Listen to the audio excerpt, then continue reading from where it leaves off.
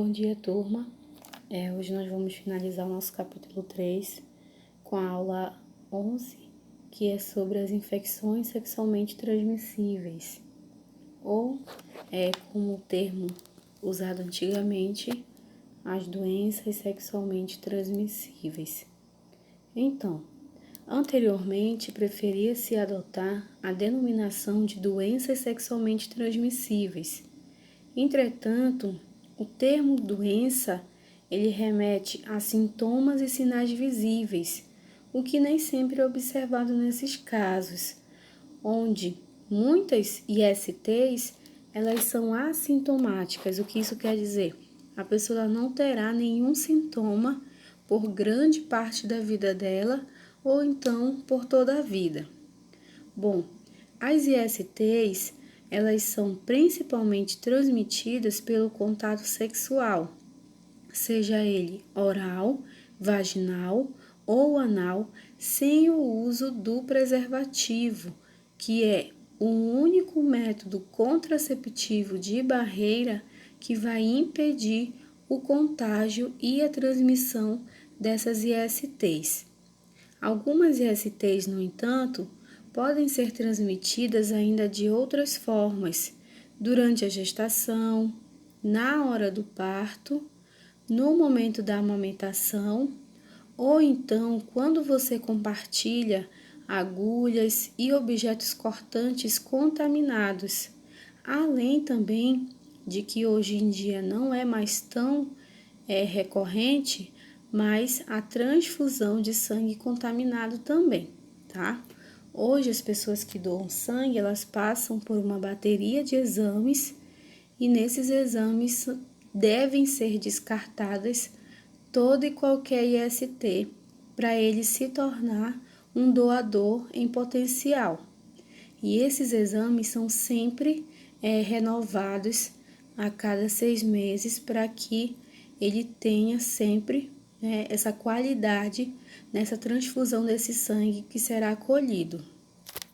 O tratamento dessas ISTs vai variar bastante de doença para doença. Em infecções causadas por bactérias, por fungos, o tratamento pode ser um pouco prolongado, mas a chance de cura é alta. Mas, no caso de ISTs que são causadas por vírus, nesse caso nós não vamos encontrar a cura definitiva, como por exemplo a DST. Em outros você pode ter uma baixa na quantidade de vírus circulantes em seu organismo, mas a cura definitiva ainda não existe. A prevenção das ISTs, ela é feita com o uso do preservativo, tanto masculino quanto feminino, em qualquer relação sexual que possa acontecer. Não deve haver o contato vaginal, anal ou oral entre os parceiros. Outra forma também que hoje em dia nós temos de prevenção contra as ISTs é, no caso, a vacina, que vai impedir a contaminação pelo hepatite B, que é um vírus, e também contra o HPV, que essa campanha iniciou-se, tem aí uns 2 anos, onde meninas são vacinadas na faixa etária dos 10, 11 anos, para que futuramente elas não possam contrair essa doença de seus futuros parceiros. Bom, nem todas as infecções sexualmente transmissíveis vão apresentar sintomas. Algumas delas, a pessoa é assintomática por toda a vida, ela nem sabe que ela contraiu aquela doença. Quando existem sintomas, eles são variados, mas eles sempre vão estar presentes no sistema genital, tanto masculino quanto feminino.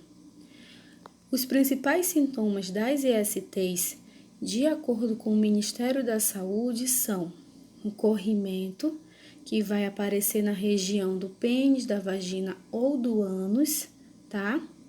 Ele pode ter uma cor diferente, um odor forte, pode provocar coceira ou um ardor, ou então até dor durante a micção, né, que é o ato de urinar, e também durante a relação sexual. Podem existir também feridas.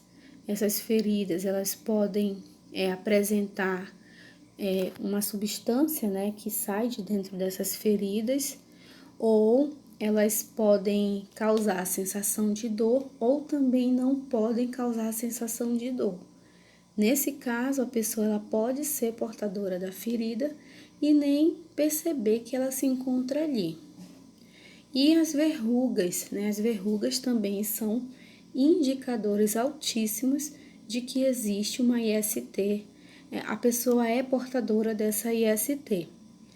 Elas não vão causar dor de uma maneira geral e elas vão possuir uma aparência bem irregular, né? Semelhante, aqui está dizendo, a um couve-flor.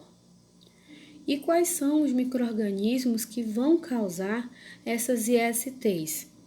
Nós temos 5 grupos principais de micro-organismos e organismos, no caso insetos, tá? Então, nós temos bactérias, fungos, vírus, protozoários e até os insetos podem ser causadores de ISTs. As principais ISTs causadas por bactérias nós temos a gonorreia e a sífilis. A gonorreia ela é causada por essa bactéria, Neisseria gonorrhoeae. Ela pode causar sintomas. Quando ela causa sintomas, tanto em homens quanto mulheres, eles vão apresentar um corrimento, geralmente com um aspecto de pus, e além disso, né, as mulheres podem apresentar um sangramento fora desse período menstrual. Pode gerar dor durante a relação sexual, ou então uma dor no baixo ventre, aqui no pé da barriga. E quando ela não causa sintomas, a pessoa ela pode seguir a sua vida e não perceber que ela está portando uma IST. A sífilis ela é causada por uma bactéria chamada de Treponema pallidum. Essa bactéria ela acometeu grande parte da população da Europa no século XVIII, onde naquela época eles ainda não acreditavam que existiam micro-organismos, né, que existiam seres que não eram vistos a olho nu. Então ela foi de grande propagação nessa época e ela gerou muitos impactos, doenças, crianças que nasceram com malformações, ou então, né, que acabaram acarretando abortos antes desse nascimento, pessoas que nasceram com algumas anomalias congênitas devido, né, à mãe ser portadora dessa doença. Então, ela é uma doença que ela envolve muita preocupação com a saúde pública.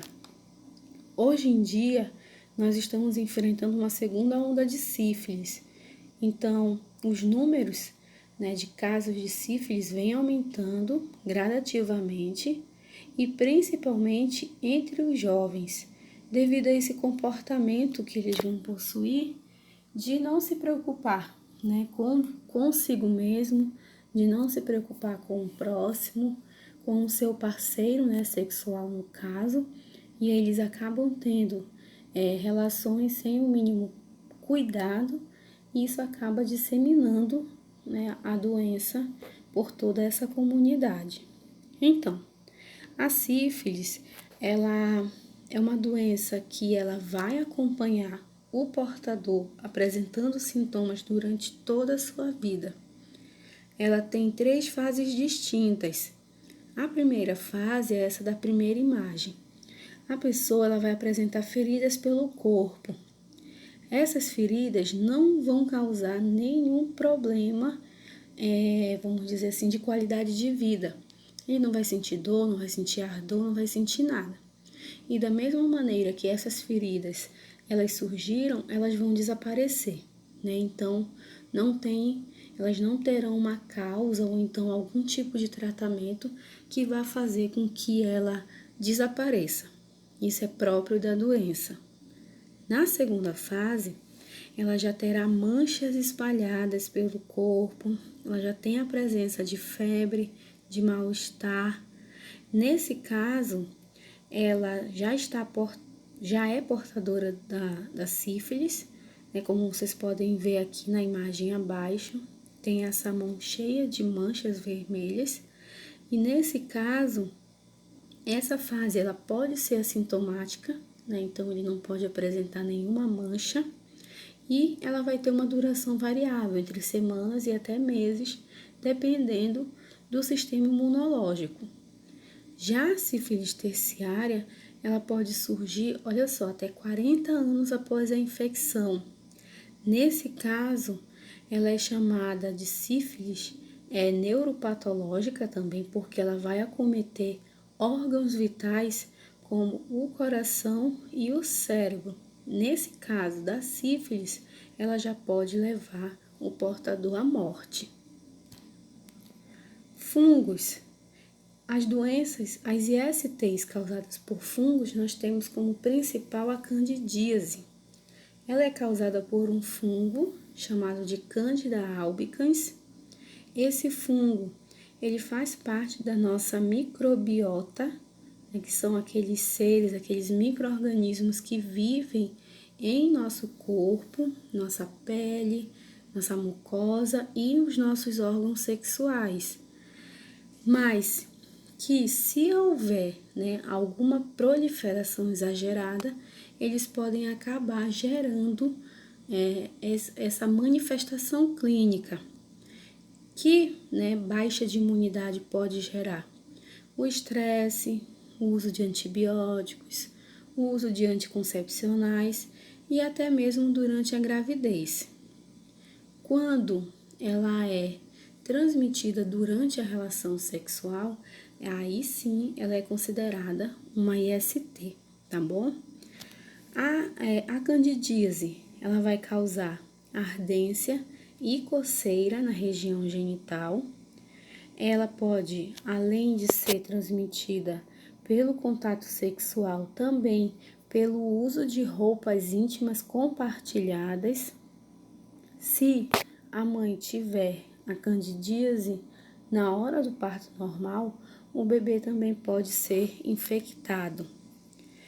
Quando a candidíase ela se manifesta na região da nossa boca, ela é chamada de candidíase oral ou então sapinho, né, que é aquela doença que a gente sempre ouve dizer que você não pode beijar as mãos ou a boca de bebês porque você pode transmitir para eles sapinho. Então, o sapinho é a candidíase oral. E por que os bebês eles são mais suscetíveis a terem a candidíase? Porque como eles não têm ainda o sistema imunológico formado, então, quando você beija uma criança, você está transmitindo bactérias, você está transmitindo fungos. E nesses fungos nós teremos a presença do Candida albicans. Os vírus são grandes causadores de ISTs. Para a maioria deles, não vai existir cura.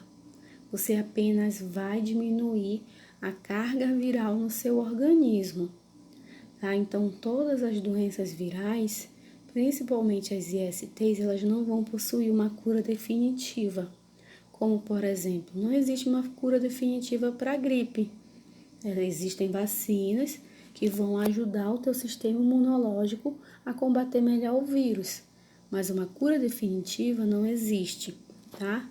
Então, dentre as ISTs causadas por vírus, nós temos o herpes, o condiloma acuminado, a AIDS e a hepatite B. A herpes, ela pode ser tanto genital como oral.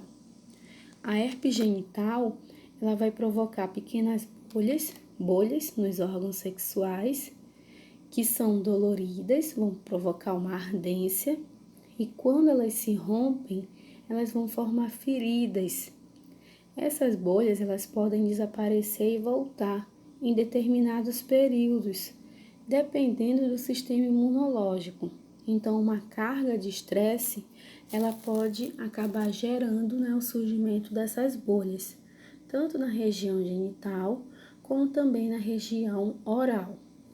O condiloma acuminado ele é causado pelo vírus HPV. Ele causa, né, o surgimento de verrugas na região genital e também na região do ânus. Quando, né, uma pessoa possui o HPV, ele está mais suscetível a, vamos dizer assim, pegar outros tipos de ISTs, como o HIV ou então outras causadas por bactérias. Além disso, alguns tipos de HPV, que não existe só um tipo, eles estão relacionados ao desenvolvimento de câncer. Então, né, é por isso que existe aquele cuidado, né, de se vacinarem as meninas contra esse vírus, porque a maior incidência dos casos de câncer do colo do útero, a mulher, ela também é portadora desse vírus do HPV. A AIDS, ela é uma doença, né, que é também sem cura, causada por esse vírus, o vírus da imunodeficiência humana, que é o HIV. Esse vírus, ele atua comprometendo o sistema imunológico do portador, fazendo com que ele fique suscetível a qualquer infecção. Então, uma simples gripe pode acabar, né, tirando a vida desse portador. Aqui ele explica a diferença entre o HIV e AIDS, né? Então, a AIDS, ela é a doença, os sintomas clínicos que são manifestados, enquanto que o HIV, ele é o vírus, tá? Então, o vírus da imunodeficiência humana. Nós temos também a hepatite B, que ele é uma inflamação, né? Tanto o A quanto o B são inflamações que vão atingir o fígado. Ela geralmente não vai causar sintomas. Quando a hepatite B causa sintomas, são tontura, vômito, dor abdominal, coloração amarelada na pele, nas mucosas e nos olhos. Então, ele terá também a urina escurecida, enquanto que as fezes ficarão claras, tá? Lembrando que herpes, o condiloma acuminado, AIDS e a hepatite B são ISTs, ou seja, são transmitidas, né, a partir do contato sexual. Então, aqui nós temos algumas imagens. A primeira imagem é do herpes, na região do canto da boca. A segunda imagem, ela representa um teste positivo para o vírus HIV. A terceira imagem é uma verruga na região genital. E a quarta imagem, os sintomas, né, que a pessoa vai manifestar caso ela tenha hepatite B. Por ISTs causadas por protozoários, nós temos a tricomoníase, que ela é causada pelo protozoário Trichomonas vaginalis, que é um protozoário que vai acometer geralmente o órgão genital feminino, vai atingir a área externa, né, do pudendo feminino, né, como é chamada a vagina, a parte externa, né, do sistema reprodutor feminino, o canal vaginal, tá? E também essa parte externa. Os sintomas são corrimento amarelado ou esverdeado de odor forte, ardência ou dor ao urinar, uma vermelhidão e uma coceira intensa na região genital e dor durante a relação sexual. Também pode ocorrer de tanto o homem quanto a mulher ser assintomático para essa doença, ou seja, não manifestar sintomas.